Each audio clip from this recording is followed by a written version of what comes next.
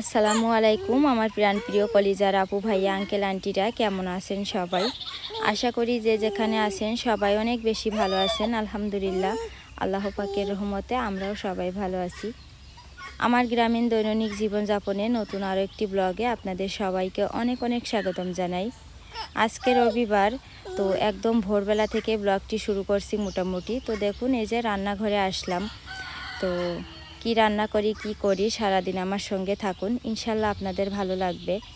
আর প্রতিদিন আমার প্রিয় আপু ভাই আঙ্কেল আন্টিদের কাছে একটা অনুরোধ করে থাকি, দয়া করে সবাই একটি লাইক দিবেন এবং পুরো ভিডিওটি দেখবেন, ইনশাল্লাহ আপনাদের ভালো লাগবে।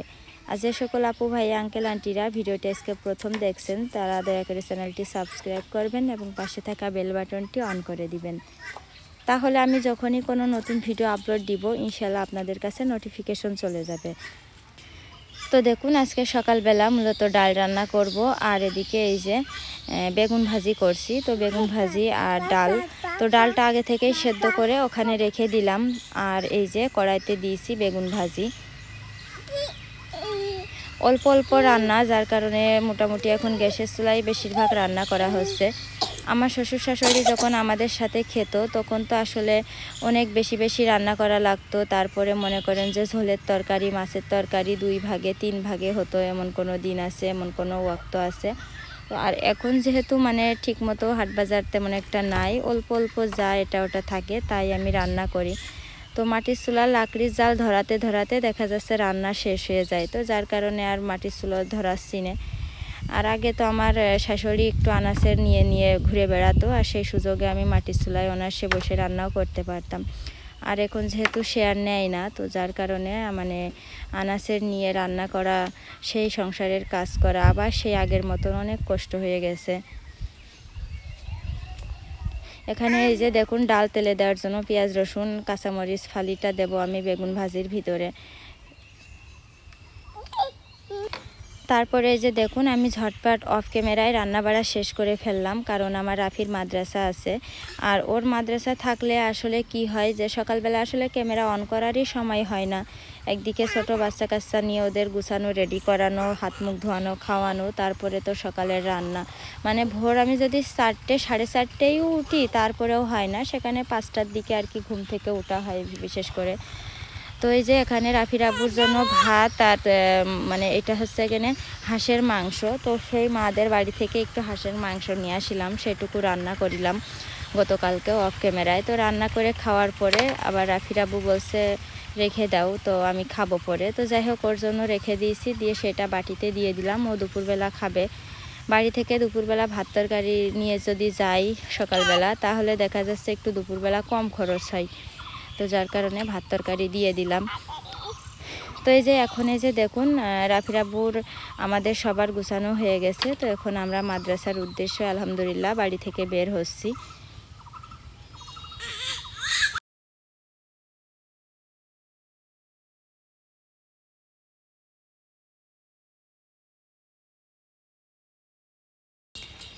তো তারপরে যে দেখুন, এরই মধ্যে লম্বা প্রায় 3 ঘন্টা সময় চলে গেছে। মাদ্রাসায় গেছি, মাদ্রাসা থেকে বাড়ি ফিরে আসছি। মাঝখানে কোনো কিছু আর মাদ্রাসায় গিয়েও আজকে ভিডিও করিনি, মানে ফোনটাই ব্যাগ থেকে বের করিনি, ভিডিও করতে মন চাচ্ছিল না। গরমেতে আনাস খুব বেশি জ্বালাতন করে, মাঝে মধ্যে 2-1 দিন, যেদিন একটু টাকা কম থাকে আমার কাছে, সেই দিন মনে করেন জ্বালাতন করে বেশি। প্রতিদিন তো আসলে ও যত খাবে তত খাওয়াতে গেলে তো হয় না, একটা হিসাব করে না চললে দেখা যাচ্ছে একদিনই আমি ওর সব খাওয়াইয়ে দিলাম, পরের দিনকে আর কিছু থাকবে না খাওয়ানোর। তো যার কারণে আর কি ও আজকে অনেক জ্বালাতন করেছে, রাগ করে, মনটা খুব খারাপ ছিল, কোনো কিছু ভিডিও করা হয়নি। তো একবারে বাড়িতে আসছি, বাড়িতে এসে দেখুন আমার একটা এই যে ছোট ছোট এই যে প্রায় আধা কেজি ওজনের 4টে মুরগির বাচ্চা ছিল, 3টে মুরগির বাচ্চা আর একটা মোরগের বাচ্চা ছিল। তো তার ভিতরে একটা মুরগি ঠান্ডা লাগছিল, তো সেটা জবাই করলাম। জবাই করে এই যে এখন ছাগল নিয়ে মাঠে আসলাম, আর মুরগিটা নিয়ে মাঠে আসলাম। এসে ছাগলটা বেঁধে দিলাম, ছাগল খাচ্ছে, আর এদিকে যে আমি বসে বসে এখন মুরগিটা পরিষ্কার করব। তো এখন আবার আনাস কানছে, বাড়ি যাবে, ঘুমাবে, মানে ও দুধ খেয়ে ঘুমাবে, এই জন্য এমন কানছে। তোর আবার আমি বকা দিচ্ছি, যার কারণে মানে অরিজিনাল ভয়েসটা রাখা হয়নি। সেই তো এখন আমি মুরগিটা আস্তে আস্তে পরিষ্কার করে নেব, নিয়ে তারপরে আনাসের নিয়ে বাড়িতে গিয়ে তারপরে ওকে খাইয়ে ঘুম পাড়াবো। তো এইভাবেই কিন্তু সারাটা দিন আসলে এক এক করে কাটাই, একটার পর একটা। ছোট বাচ্চা কাচ্চা নিয়ে কাজ করা যে কত কষ্ট সেটা পুরুষ মানুষ আসলে জানে না, এটা মেয়েরাই ভালো জানে। তারপরে এই যে দেখুন আমি ওই জায়গায় মুরগি পরিষ্কার করছিলাম, ছাগল নিয়ে মাঠে ছিলাম বসে, আর এত পরিমাণে হঠাৎ আবার মেঘ করছিল। মেঘ দেখে বাড়িতে আসতে না আসতে এই যে দেখুন বৃষ্টি নেমে গেছে। তো যাই হোক, বৃষ্টি এখন প্রতিদিন প্রায় সকাল বিকাল রাত মানে 3 বেলায় এখন থেকে বৃষ্টি হচ্ছে। তো বৃষ্টি বসে বসে টিনের চালে দাঁড়িয়ে দাঁড়িয়ে বসে বসে বৃষ্টি উপভোগ করার মজাই আসলে আলাদা। তো ওই যে ওই রান্নাঘরে আমার শাশুড়ি রান্না করছে দুপুরের রান্না, আর আমি তো রান্নাঘরে মানে বারান্দায় দাঁড়িয়ে দাঁড়িয়ে বৃষ্টি উপভোগ করছি।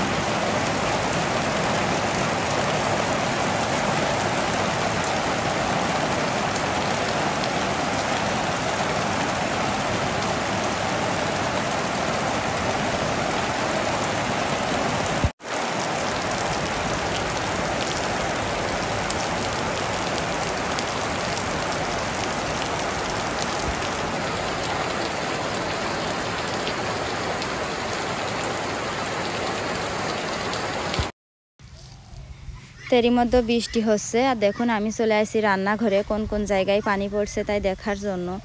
এই তো টিনে এই যে আমার যে বার্মিজ দিয়ে খড়বিচালি দিয়ে চালটা বানানো ছিল সেই চালের 3 জায়গা থেকে পানি পড়ছে। গ্যাসের চুলার এই যে টেবিলটার উপর পানি পড়ছে, এখানে একটা পাতিল পেতে রাখলাম। তারপরে পাইপের চুলার ওখানে পানি পড়ছে, ওখানেও একটা বড় পাতিল পেতে মানে একটা ডিব্বা পেতে রাখছি আর কি। তো আসলে এই বৃষ্টি হলে কিন্তু এই যে রান্নাঘরের চাল কিংবা ঘরের চাল দিয়ে পানি পড়লে যে কি একটা কষ্ট। এই যে এই সময়টা আমি যদি মাদ্রাসায় থাকতাম তাহলে দেখেন আমার এই যে চাল দিয়ে পানি পড়ে পাইপের চুলার ওই যে দেখুন পাইপের চুলার গুড়ায় কি পরিমাণে পানি পড়েছে, ওই পানিটা কিন্তু পড়তেই থাকতো। আর ওই পাইপটা কিন্তু একদম পানি লাগলে যেহেতু সিমেন্টের পাইপ ভেঙে যাওয়ার সম্ভাবনা থাকে। তো আমি যদি এই সময় মাদ্রাসায় থাকতাম কিংবা বাড়িতে না থাকতাম তাহলে দেখেন বৃষ্টিতে পাইপের পারে পানি পড়ে পড়ে আমার পাইপটাই ভেঙে যেত, একদম ভিজে যেয়ে ভেঙে যেত হাত দিলেই। তো মানে কি যে করব, প্রতিবার মানে রান্নাঘর বানাই কিন্তু একটা বারও রান্নাঘরের চালটা ঠিক মতো বানাতে পারি না, মানে পানি পড়বেই। এই তো হলো রান্নাঘরের অবস্থা। আরেকটা সমস্যা সেটা হচ্ছে ওই যে দেখুন আমার গোয়ালঘরের ভিতরে সিমেন্টের বস্তাগুলো সব একটার পর একটা দিয়ে সাজিয়ে রাখিছি। তো ওই সিমেন্টের বস্তায় পানির ছিস লাগলে বা ঠান্ডা বাতাস লাগলে কিন্তু সিমেন্ট জমে যায়। যেহেতু প্রায় আজ 2 সপ্তাহ মতন সিমেন্ট আনছি, আসলে জানতাম না যে, তো আমি তো জানি যে মিস্ত্রি ঠিক করা রয়েছে, যেদিন আমরা সিমেন্ট মানে মিস্ত্রি যেদিন আসবে তার আগের দিনকে আমি সিমেন্ট নিয়ে আসি। কিন্তু সিমেন্ট নিয়ে আসার পরে যেয়ে মিস্ত্রিরা বললো যে ধান কাটবো এখানে যাতে পারবো না 15 দিন পর ছাড়া। তো এই অবস্থায় সিমেন্টগুলো ওখানে পড়ে রয়েছে। আবার মনে করেন যে আমি তো ঘরের মেঝেতে দেওয়ার জন্য 3 নম্বর ইট নিয়ে আসছি। 1 নম্বর ইট 2 নম্বর ইটের অনেক দাম, তো যার কারণে 3 নম্বর ইট নিয়ে আসছি ঘরের মেঝে করার জন্য। সেই ইটগুলো সব মনে করেন পানিতে ভিজে একদম মানে হাত দিলেই গলে যাচ্ছে মিষ্টির মতন, মানে কুমা ইট, কম দামি ইট, যার কারণে হাত দিলে একদম ইটগুলো ভেঙে পড়ে যাচ্ছে। তো মানে একদিকে সিমেন্ট আবার একদিকে এই ইটগুলো নিয়ে চিন্তায় আছি, আবার মনে করেন যে বালিগুলো তো ধুয়ে ধুয়ে চলে যাচ্ছে। তো ইট বালি সিমেন্ট মিস্ত্রি নাই, এই সব কিছু মিলে চিন্তা। জানি না এই চিন্তার এই অবসানটা কবে হবে। তো তারপরে এই যে দেখুন বৃষ্টি থেমে গেছে। এখন মানে বৃষ্টি হচ্ছে যখনই বৃষ্টি হওয়ার কিছুক্ষণ পরেই আবার বৃষ্টি থেমে যাচ্ছে। তো আমি ছাগল দুটো নিয়ে আবার মাঠে আসছি, কারণ ওদের পেটে অনেক খিদে, শুধু ডাকছে ভ্যা ভ্যা করে। তো আবার এনে যে এখানে রাখলাম। তারপরে এই যে দেখুন দুপুরবেলা আজকে কোনো রান্না বাড়ার ঝামেলা নাই, যেহেতু সকালবেলা সেই মানে বেগুন ভাজি আর ডাল রান্না করে রাখিছি বেশি করে, রাতের বেলা রান্না করতে হবে। তো এখন হচ্ছে বিকালবেলা আমি ছাগল দুটো মাঠে দিয়ে তারপরে এই যে আমাদের বাড়ির সামনে যে একটা বিশাল বড় মাঠ দেখতে পান আপনারা, সেই মাঠের ওই পাশে রাস্তার ওই পাশে হচ্ছে রাজমিস্ত্রিদের বাড়ি। তো আমি সেই মিস্ত্রিদের বাড়িতে যাচ্ছি যে কবে তারা কাজ করে দিতে পারবে। রাফির আব্বুর অনেক বললাম যে তুমি একটু যাই খোঁজ নাও, ও বলছে আমি পারবো না, আমার জাতি ভাল লাগে না। তো বাধ্য হয়ে আমি যাচ্ছি সেই মিস্ত্রিদের বাড়িতে, যত দায়িত্ব মানে আর কি আমার উপরেই।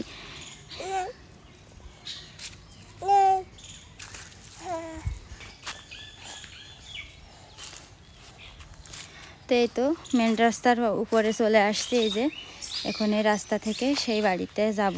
তো বাড়িতে গিয়ে তো আসলে আর ভিডিও করা সম্ভব না।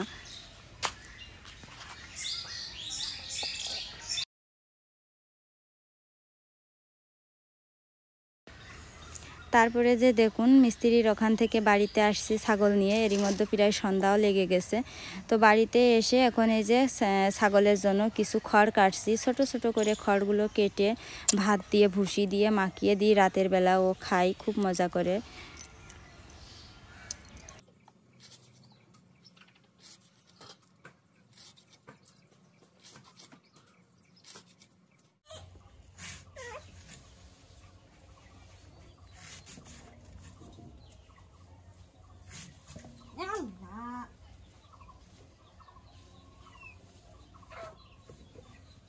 গাড়ি ঠেলে বেড়াতে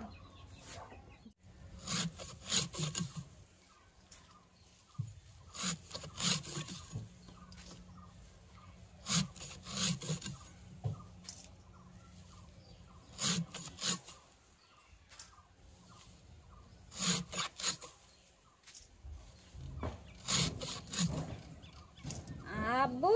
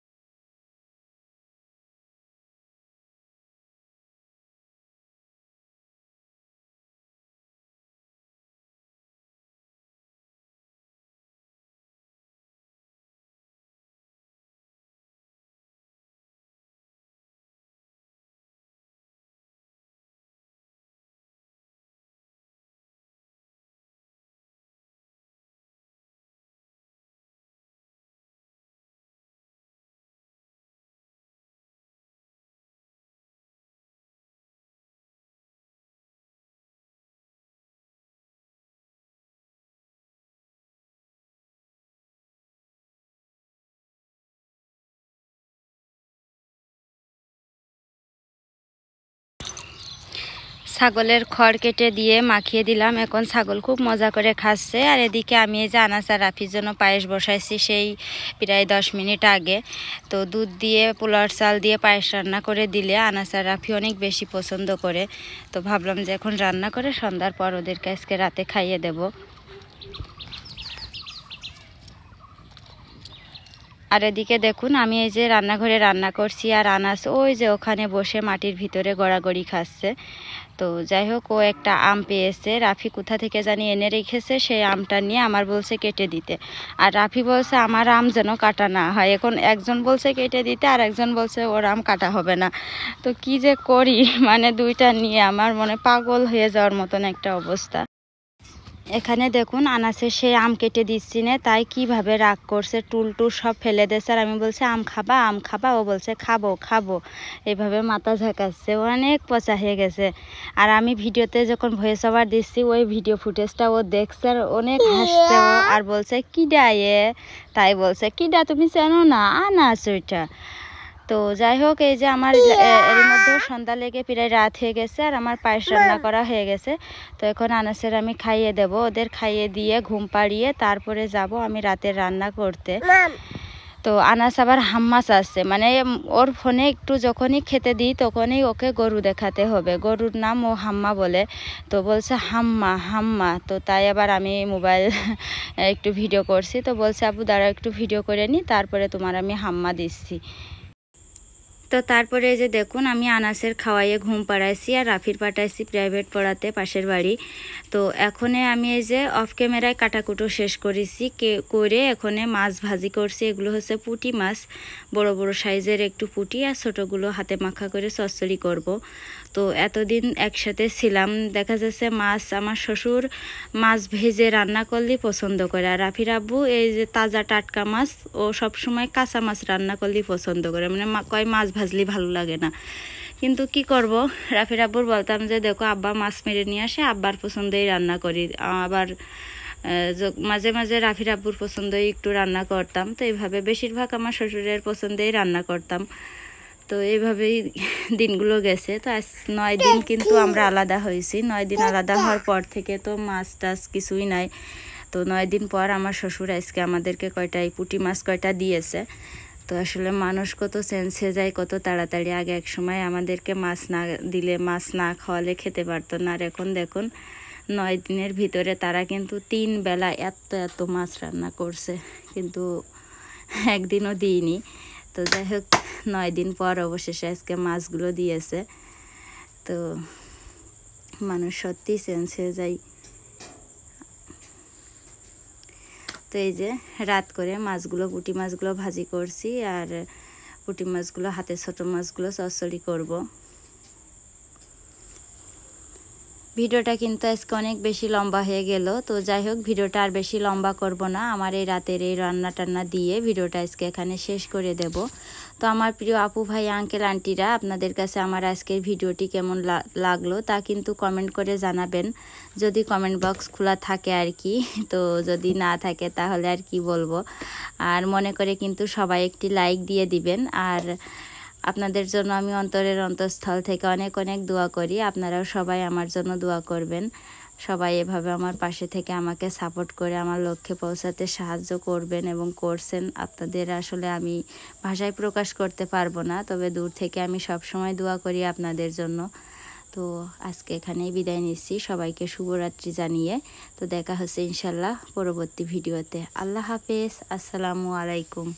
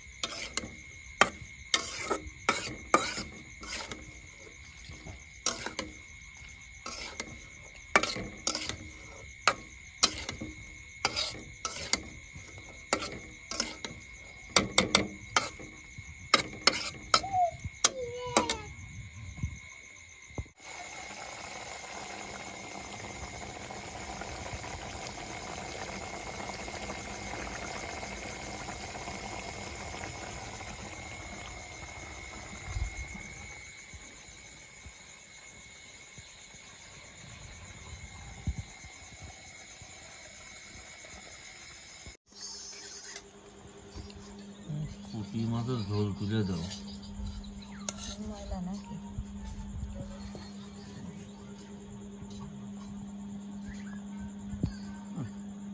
সকালে আবার আনতে হবে না, হয়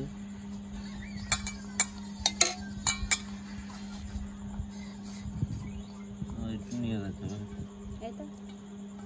থাকে সকালে একটু কিছু রেঞ্জ রান্না